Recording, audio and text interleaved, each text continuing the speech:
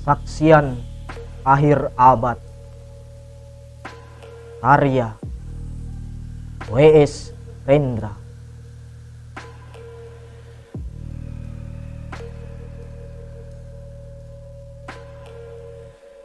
Ratap tangis menerpa pintu kalbuku, bau anyir darah mengganggu tidur malamku. Oh tikar tafakur, oh bau sungai Tohor yang kotor. Bagaimana aku akan bisa membaca keadaan ini?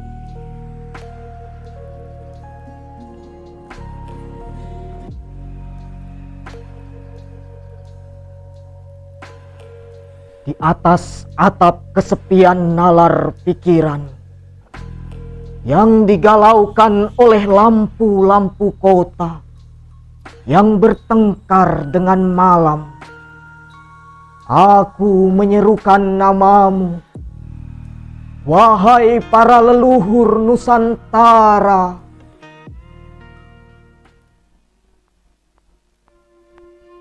Oh Sanjaya, leluhur dari kebudayaan tanah.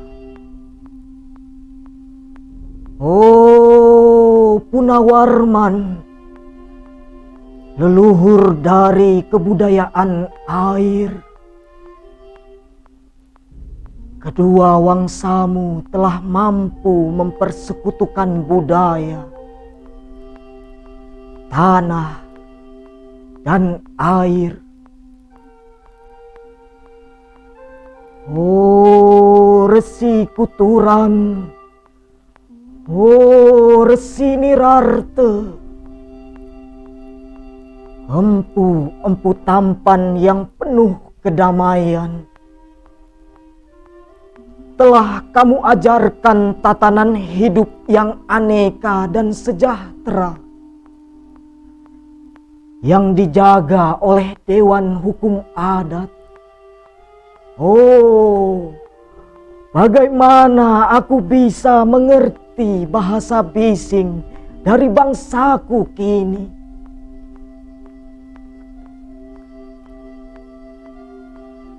Oh, Kajau Lalido,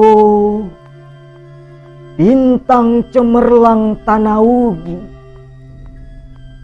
negarawan yang pintar dan bijaksana, telah kamu ajarkan aturan permainan di dalam benturan-benturan keinginan yang berbagai ragam di dalam kehidupan.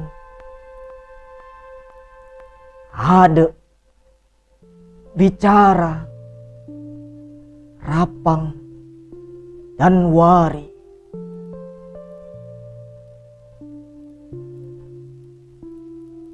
Oh, lihatlah wajah-wajah berdarah dan rahim yang diperkosa muncul dari puing-puing tatanan hidup yang porak-poranda. Kejahatan kasat mata, tertawa tanpa pengadilan, kekerasan, kekuasaan, berak dan berdahak di atas bendera kebangsaan. Oh, anak cucuku di zaman cybernetik, bagaimana akan kalian baca prasasti dari zaman kami? Apakah kami akan mampu menjadi ilham kesimpulan? Ataukah kami justru menjadi sumber masalah di dalam kehidupan?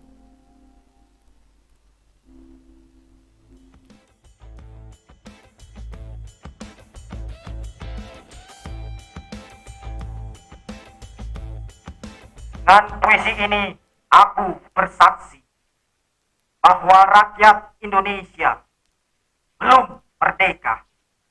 Rakyat yang tanpa hak hukum bukanlah rakyat merdeka. Hak hukum yang tidak dilindungi oleh lembaga pengadilan yang mandiri adalah hukum yang ditulis di atas air.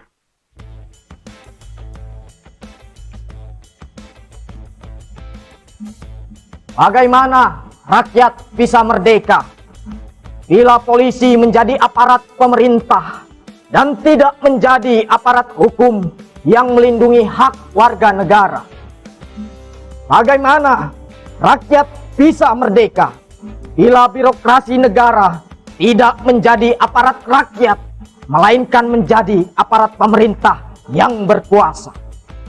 Bagaimana rakyat bisa merdeka bila hak pilih mereka dipasung, tidak boleh memilih secara langsung wakil-wakil mereka di Dewan Perwakilan, dan juga tidak boleh memilih secara langsung camat mereka, bupati, wali kota, gubernur, dan presiden mereka. Dan partai-partai politik menganggap rakyat hanya abdi partai, yang dinamakan masa politik partai, kaulah partai atau hamba partai. Bagaimana rakyat bisa merdeka bila pemerintah melecehkan perdagangan antar daerah dan mengembangkan merkantilisme Dendels, sehingga rela menekan kesejahteraan buruh, petani, nelayan, buruh, dan serdadu berpangkat rendah? Bagaimana rakyat bisa merdeka bila provinsi-provinsi sekedar menjadi tanah jajahan pemerintah pusat, tidak boleh mengatur ekonominya sendiri, tatanan hidupnya sendiri, dan juga keamanannya sendiri?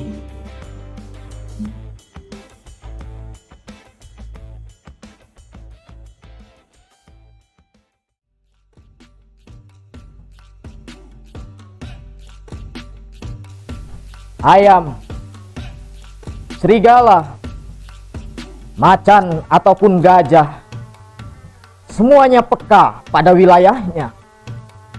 Setiap orang juga ingin berdaulat di dalam rumah tangganya. Setiap penduduk ingin berdaulat di dalam kampungnya. Dan kehidupan berbangsa tidak perlu merusak daulat kedaerahan. Hasrat berbangsa adalah naluri rakyat untuk menjalin ikatan daya cipta antar suku yang penuh keanekaan kehidupan, dan memaklumkan wilayah pergaulan yang lebih luas untuk merdeka bersama.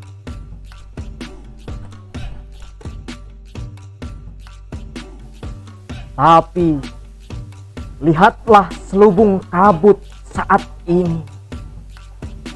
Penjajahan tatanan uang, penjajahan modal, penjajahan kekerasan senjata, dan penjajahan oleh partai-partai politik masih merajalela di dalam negara.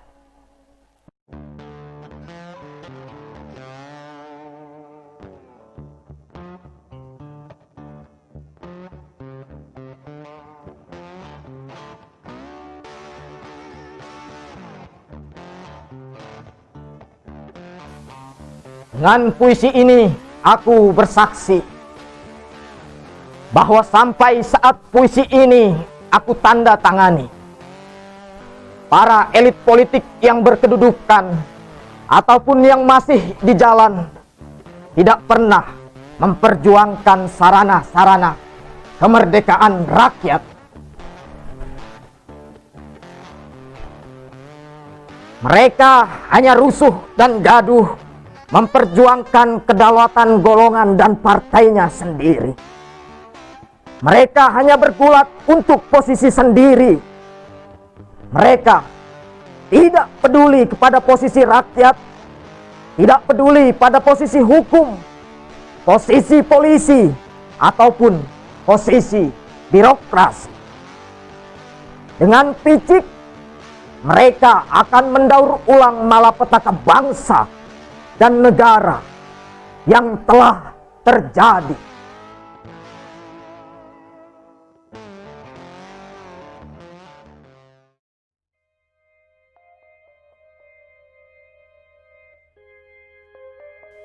Oh, Indonesia. Indonesia.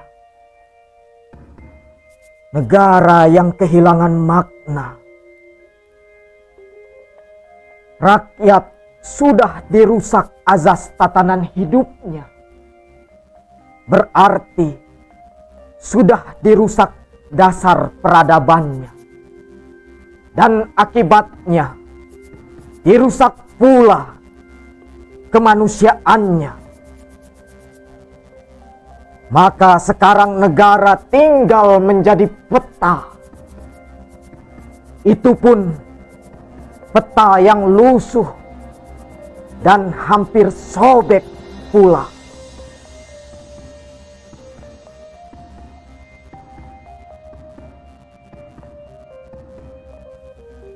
Pendangkalan kehidupan bangsa telah terjadi.